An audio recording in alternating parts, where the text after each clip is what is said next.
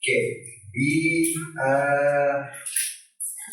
pada hari ini kita akan melakukan perkuliahan untuk mata kuliah perpajakan. Jadi di pertemuan kali ini kita akan membahas dulu tentang pengantar perpajakan. Ya.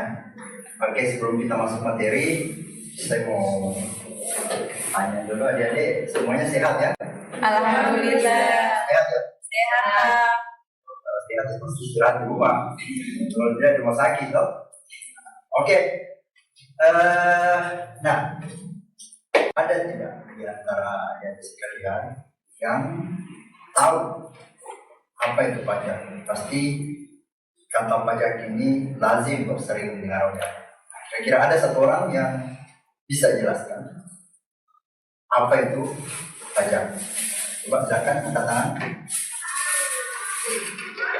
Oke, satu orang angkat tangan. Di sini saya akan menjelaskan apa itu pajak, yang dimana pajak adalah kontribusi wajib yang dibayarkan oleh individu atau perusahaan kepada pemerintah untuk membiayai bagian kegiatan dan layanan publik. Oke, ada lagi? Mungkin yang lebih sederhana, lebih simpel lagi. Ya. Pajak adalah iuran masyarakat kepada negara, Pak. Oke. Jadi keywordnya, kata kuncinya, pajak itu ya iuran. Pajak itu pungutan.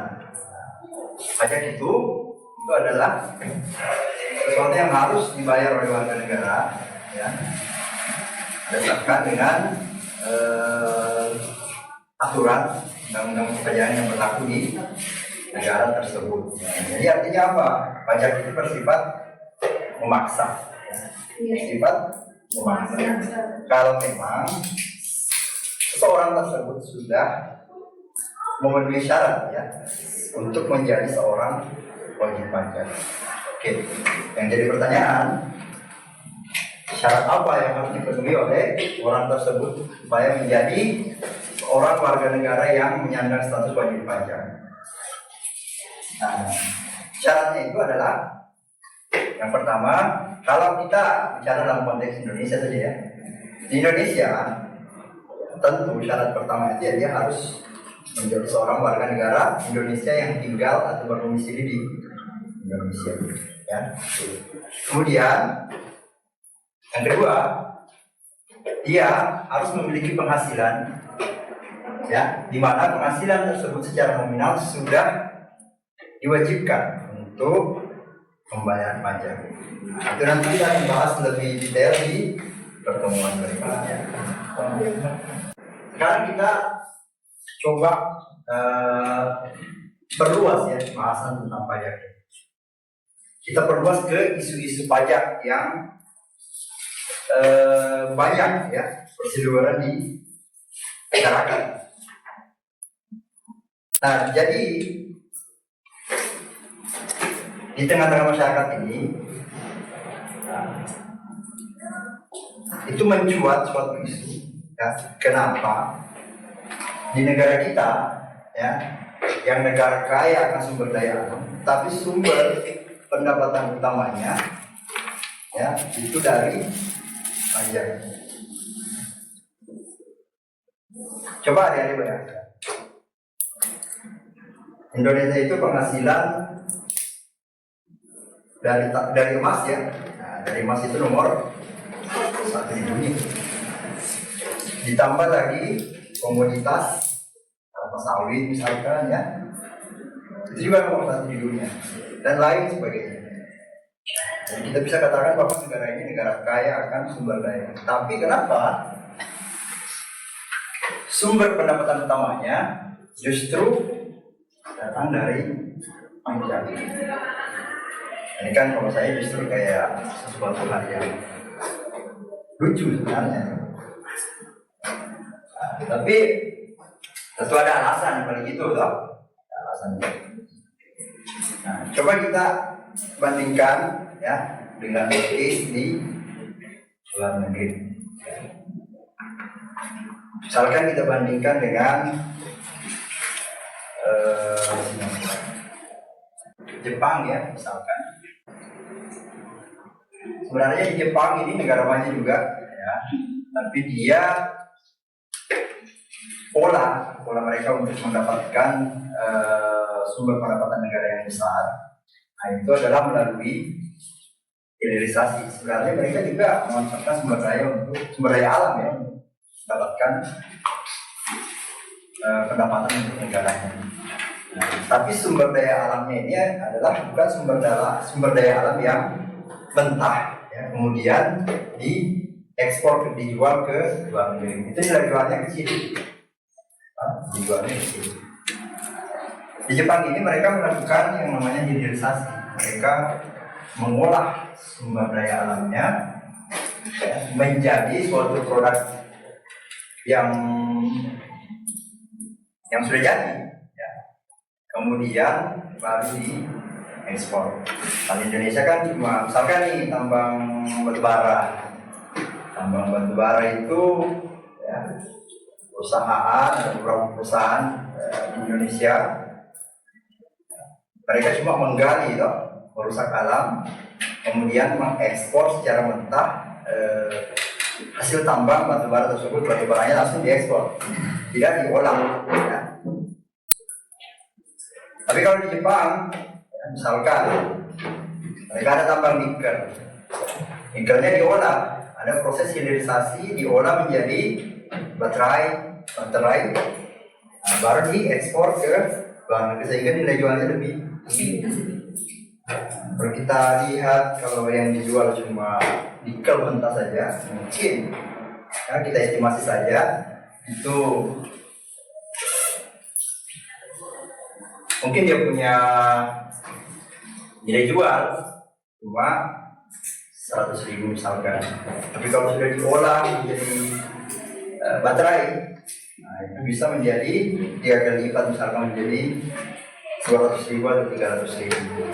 Nah, jadi nilai jualnya menjadi lebih tinggi dengan biaya produksi yang tidak terlalu tinggi juga, karena mereka juga didukung oleh teknologi.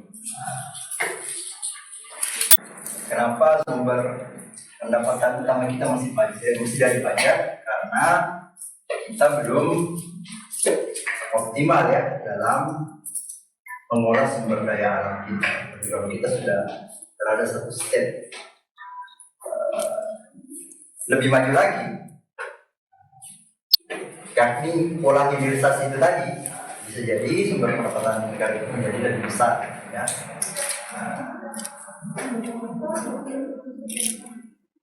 Oke. Nah, kita kembali ke topik utama, ya, terkait dengan pajak. Jadi tadi intermezzo, ya. Nah, jadi di Indonesia ini ada secara umum, ya, itu pajak itu ada 2 macam. Ada pajak langsung dan ada pajak Tidak langsung. tidak langsung. Yang kayak bagaimana tuh pajak langsung? Ya, jadi contoh pajak langsung di sini itu PPH, ya, PPH dan PPH itu pajak penghasilan, dan PBB pajak bidang bangunan. Nah, sementara pajak tidak langsung itu adalah BPN dan BPN. Nah, kita lihat pajak langsung. Karena contohnya PPH, ya, penghasilan. Jadi kalau misalkan adik-adik sudah bekerja, sudah di atas 17 tahun, kemudian total penghasilan adik sudah memenuhi syarat untuk membayar pajak, nah, maka jenis pajak yang adik-adik bayar itu adalah disebut pajak penghasilan. Artinya pajak dari penghasilan yang adik dapatkan, penghasilan dari pekerjaan. Itu pajak langsung. Nah, pajak langsung itu, pajak penghasilan dari itu nanti langsung akan disetorkan ke negara. Tuh, jadi langsung ke kas negara. Makanya dia disebut sebagai pajak langsung. Ada juga pajak tidak langsung. Contohnya PPN ya, pajak perkembangan. Ada yang pernah dengar PPN? Sudah dengar PPN? Ada. Jadi hari-hari kalau ke Indomaret misalkan ya, belanja makanan atau minuman, harga yang ada bayarkan itu bukan cuma harga barang saja, tapi plus PPN yang sekarang berlaku 11%. Jadi kalau ada beli kerupuk seharga 10.000, ya, harga barangnya 10.000, tapi yang akan ada bayarkan di kasir itu adalah 11.100 karena PPN-nya itu 11% ya. Jadi 1.100, 11% dikali 10.000 itu 1.100. Kemudian 10.000 itu ditambah 1.100. Jadi totalnya 11.100. Nah, itu yang ada bayarkan. Itu kemudian diterima oleh Indomaret. Nah, diterima dulu sama Indomaret ya. Tidak langsung disetorkan ke kas negara, tapi melalui Indomaret. Jadi kita yang bayar pajak masuk ke Indomaret, kemudian Indomaret setorkan ke kas negara. Nah itu dia makanya PPN itu disebut pajak tidak langsung karena tidak langsung ya masuk ke kas negara. Jadi pajak yang kita bayarkan itu tidak langsung ke kas negara, tapi melalui perantara dulu. Dalam konteks contoh tadi itu adalah melalui masuk ke Indomaret dulu, baru disetorkan ke negara. Nah, saya kira dari sini Anda sudah bisa ya membedakan antara pajak langsung dan pajak tidak langsung ya. Oke. Nah, kemudian sistem pemungutan pajak ya. Jadi kalau bicara tentang sistem pemungutan pajak, itu adalah konteksnya tentang bagaimana metode atau cara suatu negara untuk memungut pajak kepada rakyatnya. Ya. Jadi ada 3 cara umum. Ada self assessment system, ada official assessment system juga. Nah, itu pemerintah yang menentukan ya bagaimana metode pemungutan pajaknya dan berapa persennya pajak yang dibayarkan. Ada juga withholding system. Namanya withholding berarti pakai perantara ya. Ada perantara untuk membayar pajak itu pakai perantara. Lalu kemudian melalui perantara itu pajaknya dibayarnya sama dengan yang kayak tadi yang kita bahas soal PPN. Nah, PPN itu termasuk mekanismenya itu dalam kategori withholding system. Self assessment system ya, sistem penghitungan oleh diri sendiri. Nah, kayak bagaimana terapannya? Nah, misalkan ada seorang pekerja lepas, penghasilan lepas. Dalam hal ini negara tidak bisa menentukan berapa adik penghasilan. Yang bisa menentukan itu ada sendiri. Nah, maksudnya kan ada yang bekerja dan ada yang menerima gaji kan? Berarti ada yang tahu berapa penghasilannya, berapa penghasilan ada. Nah, itu ada yang laporkan ya melalui SPT. Nah, dari nominal rupiah gaji penghasilan yang dilaporkan di SPT itu, nah itu yang dijadikan dasar tarif untuk penentuan berapa pajak yang ada dibayarkan. Jadi itu sebenarnya.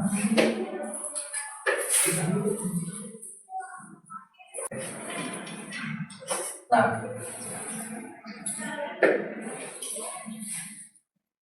sekarang kita lihat juga isu-isu yang berkenaan dengan pajak ya, terkait kepatuhan wajib pajak, kepatuhan membayar pajak oleh wajib pajak. Memang sumber pendapatan negara itu yang paling besar dari pajak ya, tapi di negara kita ini berdasarkan perhitungan ya statistik yang dilakukan oleh Kemenkeu itu kepatuhan pajak kita itu tidak begitu besar. Artinya dari misalkan nih dari 100% warga negara Indonesia yang sudah memenuhi syarat ya sebagai wajib pajak, artinya sudah wajib membayar pajak, itu tidak semuanya membayar pajak ya, mau membayar pajak. Nah, itu karena kesadaran pajaknya masih rendah.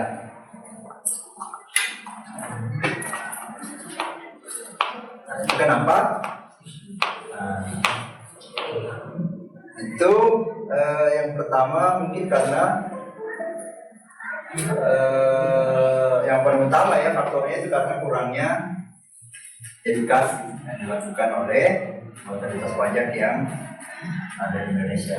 Saya mau tanya, ada pernah tidak dapat sosialisasi tentang pajak? Apakah ada itu orang-orang pajak yang datang ke kampus atau datang ke tempat lain memberikan edukasi bahwa pajak itu penting untuk membangun negara misalkan? Pernah dapat? Tidak. Tidak ya. Jadi bisa kita simpulkan bahwa edukasi tentang pajak ini masih kurang ya. Juga salah satu jadi masalah.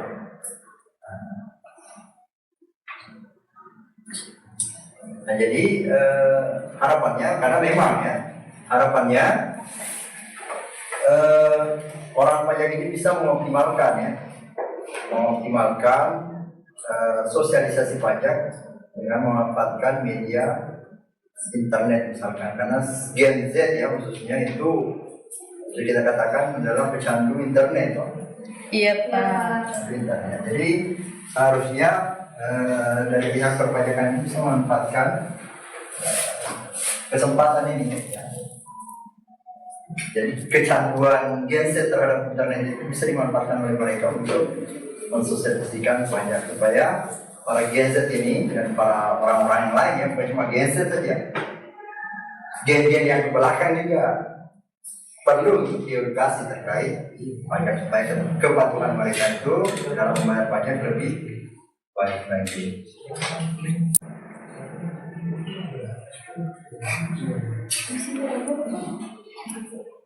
Saya kira itu. Jadi pertemuan hari ini kita cukupkan.